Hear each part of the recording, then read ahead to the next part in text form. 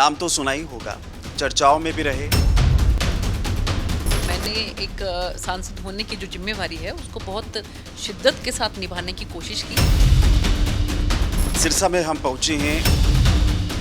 4 बहन भाई हैं, सभी ऑफिसर हैं और मेरे हस्बैंड जो हैं वो आईपीएस ऑफिसर हैं। मैं भी पहले आईआरएस ऑफिसर रही। टावर का साथ देंगी? क्यों नहीं दूंगी? मुझे माननीय प्रधानमंत्री नरेंद्र मोदी जी का साथ देना है। अच्छा, राजनीति अच्छी लगी आपको? भावुक हुई थी ना आप स्टेज पर, नायब सैनी बैठे हुए थे। बिल्कुल भावुक नहीं हुई मैं। ਕੋਈ ਵੀ ਅਫਸਰ ਜਿਹੜਾ ਹੈ ਉਹਦੀ ਵਿਦਾਈ ਹੁੰਦੀ ਸੀ ਨਾ ਤੇ ਆਪਾਂ ਫੇਅਰਵੈਲ ਪਾਰਟੀ ਕਰਦੇ ਸੀ। ਮੈਨੂੰ ਵੀ ਅੱਜ ਇਹੋ ਜਿਹਾ ਮਾਹੌਲ ਲੱਗ ਰਿਹਾ ਕਿ ਜਿਵੇਂ ਤੁਸੀਂ ਸਾਰੇ ਇੱਥੇ ਮੇਰੀ ਫੇਅਰਵੈਲ ਪਾਰਟੀ ਵਾਸਤੇ ਬੈਠੇ ਹੋਏ।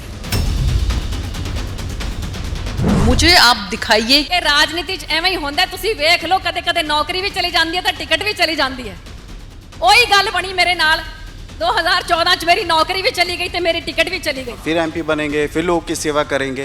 आपका ख्वाब नहीं था? आप राजनीति में आई कोई लक्ष्य के साथ आई होंगी ना? सवाल तो पूछा होगा ना कि फिर मेरा रोल क्या है, मैं करूं क्या फिर आगे, किस तरह से, या तो फिर अशोक तंवर जी का साथ दूं या फिर जाके मैं चुनाव प्रचार करूं, कुछ तो कहा होगा ना मैम। सुनीता दुग्गल जी, नाम तो सुना ही होगा, चर्चाओं में भी रहे और सुर्खियों में भी। एमपी है मौजूदा और सिरसा में हम पहुंचे हैं। और सुनीता दुग्गल जी की बात की जाए तो पूर्व आईएएस अधिकारी भी रहे हैं और ईमानदारी के इनके चर्चे वो आप सुन भी चुके हैं। और हमेशा ही ज़ुबान पर भी जो उनके सुनने को मिलता है वो भी बाकी से ही चीज़ें रहती हैं। और काम भी उन्होंने काफ़ी कुछ करवाए एमपी रहते हुए। तमाम मुद्दों को लेकर आज बातचीत होगी, उनको टटोलेंगे, व्यक्तिगत जीवन को लेकर भी सवाल पूछेंगे, कुछ तीखे सवाल भी होंगे। और एकदम से जो उनके साथ ये घटना कहें या दगाबाजी कहें या किन्हीं भी शब्दों में कहें, टिकट नहीं मिला, टिकट कट गया, ये तमाम चीज़ें। दुग्गल मैम, बहुत बहुत स्वागत करता हूँ आपका। जी धन्यवाद। मैम, शुरुआत करते हैं परिवार से। परिवार के बारे में बताएं, पंजाब की ऑडियंस भी जानना चाहती है या फिर सिरसा के अलावा जो भी लोग आपको देख रहे हैं वो जानना चाहते हैं बैकग्राउंड क्या है। सुना है आपके पति भी एक ईमानदार ऑफिसर हैं और आप भी ईमानदार ऑफिसर रही थी मैम। जी देखिए, मेरे पिताजी जो हैं वो रिटायर्ड इंजीनियर हैं और मेरे माताजी जो कि अब इस दुनिया में नहीं हैं, वो भी एक हाईली एजुकेटेड जो है महिला रही हैं। और मेरे परिवार में जो है हम लोग 4 बहन भाई हैं, सभी ऑफिसर हैं और मेरे हस्बैंड जो हैं वो आईपीएस ऑफिसर हैं और मैं भी पहले आईआरएस ऑफिसर रही। और 2014 के अंदर जो है वो मैंने नौकरी छोड़ने के बाद जो है भारतीय जनता पार्टी को ज्वाइन किया और उसके बाद से मैं पॉलिटिक्स में हूँ। अच्छा, राजनीति अच्छी लगी आपको? देखिए, आप जिस भी फील्ड में जाते हैं ना उसके पीछे आपका एजेंडा क्या है वो मायने रखता है। अगर आप एक ऑफिसर हैं और आप ये सोचते हैं कि आप एक ऑफिसर रहते हुए किसी का भला कर सकते हैं, किसी के लिए कुछ अच्छा कर सकते हैं, तो बहुत अच्छी बात है वो। और राजनीति में रहकर अगर आप ये सोचते हैं कि आप जो है वो किसी के चेहरे पर मुस्कान ला सकते हैं तो वो भी बहुत अच्छी बात है। तो डिपेंड करता है कि आप जिस भी फील्ड में हो, जिस भी क्षेत्र में हो, उसके पीछे का आपका एजेंडा क्या है। तो मेरा एजेंडा जो है वो शुरू से ही क्रिस्टल क्लियर था कि मुझे अंडर प्रिविलेज्ड लोगों के लिए जो ऐसे लोग हैं जिनको ये महसूस होता है कि उनकी आवाज़ कहीं सुनी नहीं जाती है, उन लोगों के लिए मुझे जो है वो राजनीति करनी है। अच्छा, मुझे ये बताएं, एमपी रहते हुए आपने क्या काम करवाए? सुना है आपने रेल्स जो हैं, ट्रेनें जो हैं वो बहुतायत गिनती में लेकर आए। उसके अलावा क्या क्या दिया है आपने सिरसा को अभी तक? देखिए, ऐसा है कि एक सांसद होने के नाते अगर मैं आपको बताऊं तो 5 साल का जो समय होता है उसमें 2 साल तो हमारे मैं कहूँगी कि दुर्भाग्यवश जो है वो पूरे दुनिया के ही बहुत बुरे भी थे कोरोना की वजह से। और लेकिन इसके अलावा मुझे जो समय मिला तो उसमें मैंने एक सांसद होने की जो जिम्मेवारी है उसको बहुत शिद्दत के साथ निभाने की कोशिश की और 100% मेरी अटेंडेंस जो है वो पार्लियामेंट में रही। और मैक्सिमम जो है वो डिबेट्स के अंदर मैंने पार्टिसिपेट किया, क्वेश्चंस जो हैं वो रेज़ किए, इसके साथ साथ 0 आवर के अंदर मैंने क्वेश्चन रेज़ किए। और हमारे जितने भी जो बिल्स हैं उन पे भी जहाँ कहीं पर भी मुझे हमारी संगठन ने, हमारी पार्टी ने मौका दिया तो मैंने उसमें भी जो है उसके डिस्कशन में भी पार्टिसिपेट किया। और इसके साथ साथ सेंटर की जितनी भी योजनाएं हैं उनको हम किस तरीके से अपने इलाके में ला सकते हैं, उसकी मैंने पुरजोर कोशिश की। इसी के तहत अगर मैं बताऊं तो मैंने रेलवे के अंदर जो है वो एक्स्ट्रा ऑर्डिनरी मैं कह सकती हूँ कि शायद आज तक पहले कभी किसी सांसद ने सिरसा लोकसभा के अंदर जो है वो रेलवे में इतना काम नहीं किया होगा जितना मैंने किया। और इसमें अगर हम गोरखधाम ट्रेन की बात करें, अभी रिसेंटली हमने जो कोटा जो ट्रेन है उसकी बात करें, हमारे टोहाना के अंदर जो है वो जो सिटी जो ट्रेन है जो हमारी, उसकी अगर हम बात करें, इंटरसिटी जो ट्रेन है, और इसके अलावा जो है हमारी जो त्रिपुर सुंदरी है उसकी हम बात करें, और डबवाली के अंदर जो है हमने जिस तरह से जम्मू जो तवी ट्रेन जो है उसका ठहराव किया है। तो इस तरह से अनगिनत ऐसे जो हैं वो वाकया मैं बता सकती हूँ कि जो हमने रेलवे में किए। और उसमें भी सबसे और भी जो अच्छी बात है वो ये है कि मेरी लोकसभा में 5 रेलवे स्टेशन ऐसे हैं कि जो अमृत स्टेशन के तहत जो है जिनमें करोड़ों रुपया लगकर और वो बहुत सुंदर बन रहे हैं, जिसमें हमारा सिरसा का भी है और हमारा कालांवाली का है, डबवाली का है, नरवाना का है और भट्टू जो है फतेहाबाद डिस्ट्रिक्ट के अंदर है। और इसमें भी जो आप ये देखिए कि जो ये अमृत स्टेशन बने हैं उससे भी पहले जो हमारा सिरसा का रेलवे स्टेशन है, इसमें मैंने वाटर हाइड्रेंट जो है उसके लिए स्पेशल अलग से जो है वो मैंने बजट उसका पास करवा कर, और वहाँ पे आप लग चुका है अगर आप देखें तो, और उससे हमारे सिरसा रेलवे स्टेशन पर जो ट्रेन्स की आवाजाही है वो और ज़्यादा बढ़ जाएगी। ये तो मैंने रेलवे की बात बताई। इसके अलावा जितना भी मेरी सांसद निधि थी, 2 साल तक तो हमें कोरोना की वजह से जो है सांसद निधि मिली नहीं, वो हमारा जो है वो प्रधानमंत्री जी के कोष में चली गई। और इसके अलावा जो मुझे सांसद निधि मिली जो थी उसमें 50% से ज़्यादा पैसा मैंने वो बच्चों के स्कूल में जो है वो, चाहे हम उसमें मल्टीपर्पज़ हॉल की बात करें, जो शेड है उसकी बात करें, या कि बच्चों के लिए टॉयलेट्स की बात करें, या कि उनके ओपन जिम की बात करें, इसमें मैंने 50% से ज़्यादा पैसा जो है वो बच्चों के लिए स्कूल में लगाया। और इसके अलावा जितनी भी जो संस्थाएं हैं उन संस्थाओं के अंदर जो है वो मैंने 5-5 लाख रुपया के हिसाब से पैसा दिया। बार एसोसिएशंस जो हैं सभी को उनको पैसा दिया। इसके अलावा जितने भी जो गांव हैं या हमारी गौशालाएं हैं जिन्होंने भी मुझे कांटेक्ट किया उन सबको हमने वाटर टैंक दिए। तो और जहाँ कहीं पर भी किसी भी तरीके से जो है वो सरकार की तरफ से जो रोड हैं, कनेक्टेड रोड वो नहीं बन सकती थी, वहाँ पर हमने जो है वो आईपीबी की जो रोड्स हैं वो बनाने के लिए भी पैसा दिया। ठीक है, एक पाई का आप हिसाब दे रही हैं, एक पाई का हिसाब दे रही हैं आप।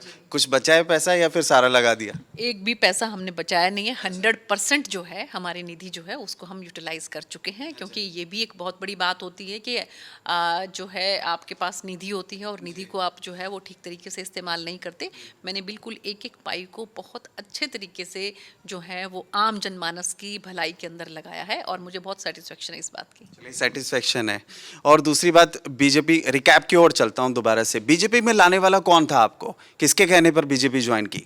देखिए 2014 के अंदर जो है एक तरह से जैसे बदलाव की जो बयार बह रही थी, उसमें कांग्रेस पार्टी से जो है कांग्रेस की सरकार से सभी त्रस्त हो चुके थे और माननीय प्रधानमंत्री श्री नरेंद्र मोदी जी के नेतृत्व में सभी चाहते थे कि जो है भारतीय जनता पार्टी की सरकार बने। और उन्हीं से प्रभावित होकर 2014 के अंदर जो है मैंने भारतीय जनता पार्टी को ज्वाइन किया और जो है राजनीति में पदार्पण किया।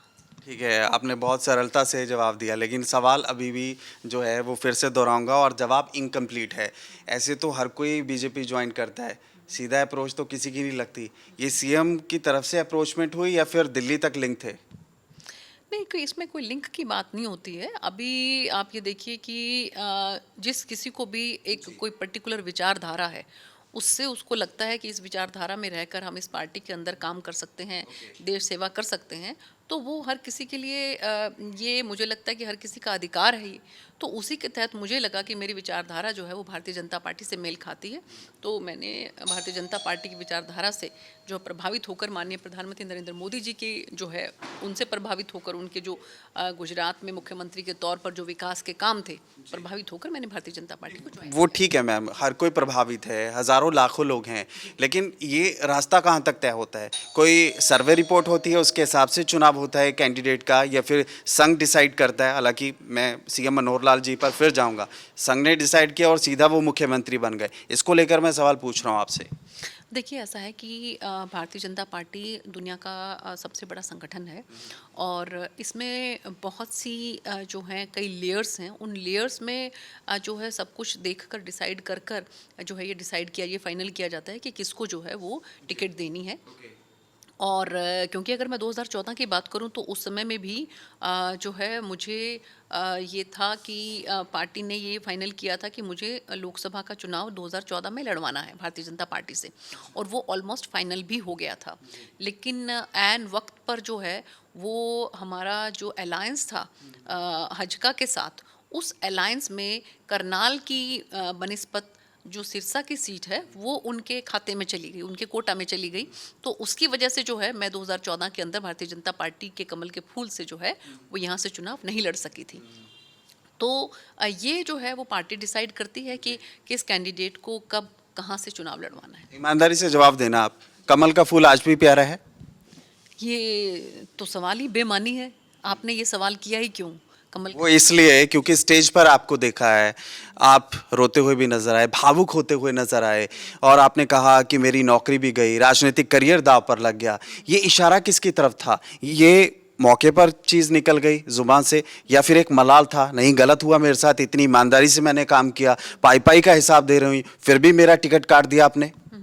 नहीं, आपने कब मुझे रोते हुए देखा? मैंने तो जिंदगी में भी सिवाय अपनी जो मेरे माता जी हैं उनका जब स्वर्गवास हुआ, उनको तो मैं आज भी याद करके जो अपनी आंखें नम कर सकती हूँ, रोना तो मेरी डिक्शनरी में ही नहीं है। भावुक हुई थी ना आप स्टेज पर, नायब सैनी बैठे हुए थे। बिल्कुल भावुक नहीं हुई मैंने जो है एक जिस तरह से आपको अपनी बात अब मैंने बताई है, इसी तरीके से मैंने जो है मेरी राजनीतिक जर्नी जो है वो कैसे शुरू हुई और जो है उसी के बारे में मैंने चर्चा की, उसी के बारे में मैंने अपनी बात की। आप मुझे यानी आप डिनाई करेंगे वो मीडिया की हवा थी? ठीक है, भावुक हो गए, वो मीडिया ने टाइटल दिया था, आप ये कहेंगी? बिल्कुल, इसमें कहीं कोई दो राय नहीं। मुझे आप दिखाइए कि कहाँ पर, अगर आप देखें तो मैंने तो बड़े हंसते हुए जो है अपनी जर्नी को बताया है। और कोई भी आदमी जो है, अगर आप किसी से भी पूछेंगे कि आपकी पॉलिटिकल जर्नी कैसे शुरू हुई, तो उसको अगर आप बताएंगे तो उसको अगर आप किसी अलग एंगल से अगर उसको आप रख लेंगे तो अपने, मैं ये कह सकती हूँ कि हो सकता है कि कुछ हमारे मीडिया बंधुओं को टीआरपी के लिए कुछ किस तरह का कोई ना कोई एक क्विक बेट चाहिए होता है, तो वो क्विक बेट जो है उन्होंने लगाकर, क्योंकि अगर आप इस तरह का क्विक बेट नहीं लगाएंगे तो मुझे लगता है कि आजकल जैसे जो एक लगता है कि अगर आप ऐसा लगाएंगे तो एकदम से लोग जो है वो देखेंगे कि अरे क्या हुआ। आपको लगता है वो फ्लो में बोली गई थी चीज कि ठीक है मैंने नौकरी भी छोड़ी? देखो, मैंने नौकरी नहीं छोड़ी क्या? मैंने ये मतलब मैं झूठ बोल दूं कि मैंने नौकरी नहीं छोड़ी? मैंने नौकरी छोड़ी ना, तो इसमें गलत क्या है? यानी सैक्रिफाइस में ये काउंट होगा ना? नहीं, सैक्रिफाइस में क्यों काउंट होगा? मेरी इच्छा थी। मुझे किसने जबरदस्ती किया था कि मैं नौकरी छोड़ूं? मुझे किसने कहा था कि आप मैं जबरदस्ती नौकरी छोड़ूं? ये मेरी अपनी डिसीजन था, मेरा अपना जो है ये अधिकार है, मेरी अपना डिसीजन था। तो मैंने सुनीता दुग्गल जी को कोई भी रिग्रेट नहीं है? किस चीज का रिग्रेट? नहीं, मैं पूछ रहा हूँ जस्ट आपसे। आप मुझे बताएं ना, किस चीज का रिग्रेट? किस चीज का रिग्रेट? मतलब आप वहां भी खुश थी, यहाँ भी खुश हैं? मैं हर हालत में खुश हूँ, और हर इंसान को होना चाहिए खुश। मैं मतलब आप बताइए कि मैं खुश क्यों ना रहूं? आप मुझे बताइए मैं खुश क्यों ना रहूं? हर कोई खुश होता है, दूसरी बार टिकट बना, फिर एमपी बनेंगे, फिर लोगों की सेवा करेंगे। आपका ख्वाब नहीं था? आप राजनीति में आई कोई लक्ष्य के साथ आई होंगी ना? जी, तो मैंने 5 साल तक अपने लक्ष्य की पूर्ति की। मैं 100% सेटिस्फाइड हूँ जो काम मैंने किया। चलिए, ये फुल स्टॉप है या आगे भी चाहती थी कि एमपी बनूं मैं, फिर से सेवा करूं? अगर आप किसी संगठन में हैं, संगठन आपको लेकर क्या जिम्मेदारी तय करता है। संगठन जो है वो आपको कहाँ देखना चाहता है, ये एक पार्टी में अगर आप हो, एक संगठन में हो, तो ये संगठन तय करता है। तो संगठन का विजन तो पूछा होगा ना आपने? ठीक है, आपका टिकट कटा, फिर भी मैं आपका बड़प्पन कहूँगा, आप मलाल नहीं कर रही हो, आप एक्सेप्ट कर रही हो उस चीज़ को। सवाल तो पूछा होगा ना कि फिर मेरा रोल क्या है, मैं करूँ क्या फिर आगे, किस तरह से, या तो फिर अशोक तंवर जी का साथ दूँ या फिर जाके मैं चुनाव प्रचार करूँ, कुछ तो कहा होगा ना मैम? नहीं, बिल्कुल मैं चुनाव प्रचार कर रही हूँ, और अभी जो है मुझे जो है अलग अलग डिफरेंट स्टेट्स के अंदर डिफरेंट जो कैंडिडेट्स जो हैं उनके लिए चुनाव प्रचार करने की जिम्मेवारी लगी है। जी। नायब सैनी परफेक्ट सीएम है? Nayab Saini ji more than perfect CM है। More than? अच्छा, मतलब मनोहर लाल जी से बेहतर? आप फिलहाल की बात कर रहे हैं, हम कंपेयर नहीं कर रहे हैं।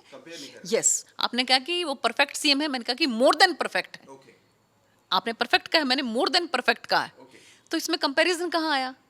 चलिए, बहुत अच्छे तरीके से आप निकल गए इस चीज़ से लेकर, और बहुत बेहतरीन आप नेता हैं, नेत्री हैं, और भाषण में भी आपके सुना है दमदार अंदाज में बोलती हैं। 2019 में आप हारी थी, वहाँ क्या कमी रह गई? फिर से क्या एक शुरुआत रहेगी? विधायक चुनाव को लेकर भी हालांकि सरगर्मियाँ चल रही हैं, लोग कह रहे हैं कि हाँ, वहाँ भी अगर सुनीता दुग्गल आती है तो प्यार देंगे हम। देखिए, ऐसा है कि 2019 के अंदर जब मैंने आपको बताया कि लोकसभा चुनाव मैंने लड़ना था, लेकिन जो कि एक हमारी अलायंस पार्टी थी, उनको वो टिकट चली गई थी सिरसा की।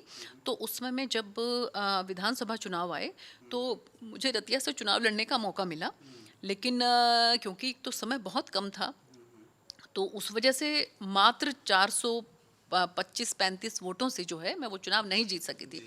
लेकिन जितना प्यार, जितना स्नेह इतने कम समय में मुझे वहाँ की जनता ने दिया, मैं ताउम्र जो है उनकी शुक्रगुजार रहूँगी। अभी ना मैं लोगों के बीच गया था, खास तौर पे बुजुर्गों से मैंने बातचीत की है। बुजुर्ग कह रहे हैं कि सुनीता दुग्गल के साथ गलत हुआ, तंवर को हम डिसलाइक कर रहे हैं। मैं ये नहीं कि कैमरे के सामने बोल रहा हूँ, वो प्रोग्राम भी चलाऊंगा, आप देख लेना। एक नहीं, दो नहीं, अनगिनत बुजुर्ग ये बोल रहे हैं। वो कह रहे हैं पहले टीएमसी, फिर कांग्रेस, फिर आप। लेकिन सवाल यहाँ पर ये है कि सुनीता दुग्गल जी जो एमपी हैं, एक बड़ा चेहरा है, तंवर का साथ देंगी? क्यों नहीं दूंगी? मुझे माननीय प्रधानमंत्री नरेंद्र मोदी जी का साथ देना है।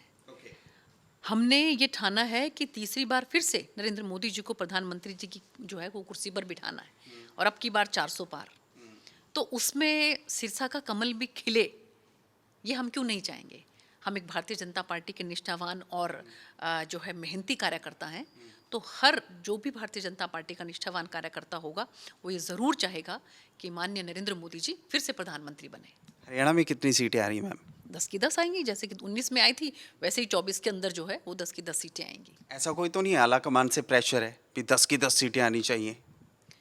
ये हमारे कार्यकर्ता के अंदर एक उत्साह है, इसमें कोई प्रेशर की बात नहीं है, और ये तो हम सबकी जिम्मेवारी भी है, और हमारा जोश और हमारा उत्साह भी है कि हम जिस तरह से 2019 में 10 की 10 सीटें लेकर आए थे, अब की बार फिर से 10 की 10 हम कमल खिलाएंगे। बहुत बहुत धन्यवाद मैम। तो सुनीता दुग्गल जी से बातचीत हुई है, बेबाकी से तमाम सवालों के जवाब दिए हैं, और कह रही हैं भाई तंवर का साथ ज़रूर देंगी। और दूसरी तरफ जो जिम्मेदारी उनको लगाई गई है वो बाखूबी निभा रही हैं, जगह जगह जाकर वो चुनाव प्रचार कर रही हैं। लेकिन भविष्य की राजनीति में कब क्या हो ये किसने देखा है? लेकिन सुनीता दुग्गल जी कह रही हैं लोगों की सेवा करती थी, करती हूँ और करती रहूँगी। नमस्कार।